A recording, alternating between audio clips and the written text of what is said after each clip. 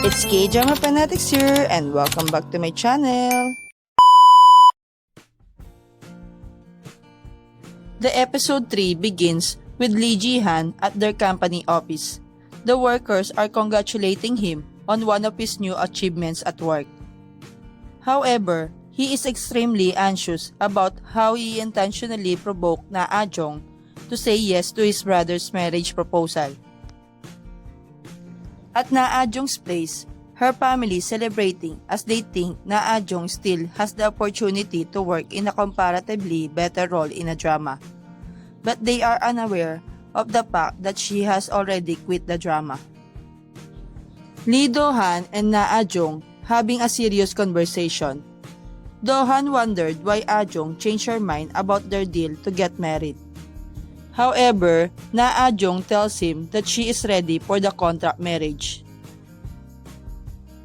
Meanwhile, Lee Ji-han is trying to find ways to stop his brother and Na Ah-jung from marrying each other. He ends up coming to Na Ah-jung's house to persuade her to not marry his brother. From there, they visit the land that previously Lee Ji-han cunningly occupied for the benefit of LJ Group. When the previous owner sees them there, the two get into a tricky situation. That night, Ji-han had an argument from the people whom he bought land for his shopping mall project. Na Ah-jung then helps him to get out of the situation with her good acting skills. Ji-han was relieved and almost enjoyed Ah-jung singing for them. Lee Do-han meets Yoon Chae-won, the daughter of another chaebol group.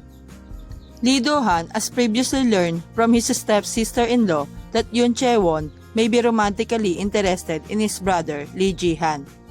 Thus, during their meeting, he addresses that and tries to encourage her in that romantic direction. As shown in the episode, Yoon Chae-won has started to grow feelings for Lee Ji-han. Ah-jung's family talk about their suspicion that she does not seem to have job and they wanted to know about it by asking her. But suddenly, Ah-jung came and told her family that she was getting married, and they were all surprised. Then, Na Ah-jung and Lee Do-han cleared and sealed the contract about their marriage deal plan. Na Ah-jung comes to a family dinner with Lee Do-han. At the dinner, all the family members of Lee Do-han are present, including Lee Ji-han, their grandfather Yoon Dae-ho, their stepbrother, sister, and sister-in-law.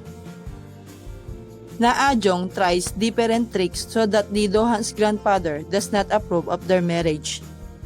Na Ah-jung and Lee Do-han have come up with the idea of eloping for their fake marriage for the sake of Lee Do-han. However, despite all her strange and disrespectful behaviors, for some reason, Lee Do-han's grandfather ends up approving Na Ah-jung's and Lee Do-han's marriage.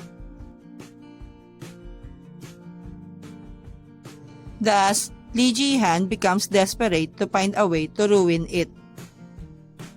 He then comes up with a new plan to destroy their relationship. The episode ends with Lee Ji-han telling Na Ah-jung that he will steal her from his brother by making her fall for him.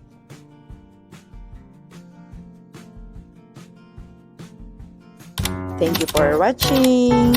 Don't forget to subscribe, like, and share.